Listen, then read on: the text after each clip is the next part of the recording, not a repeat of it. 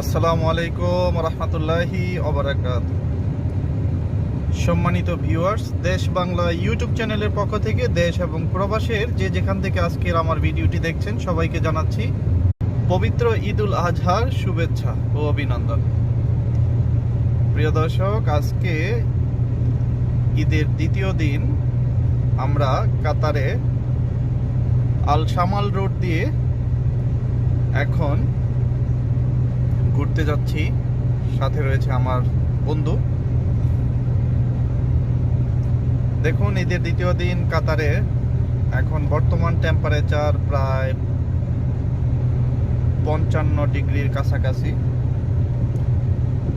বাহিরের অবস্থা দেখুন। ঈদের আগে যতটা যানজট ছিল রাস্তায়, এখন কিন্তু অনেকটাই কমে গেছে।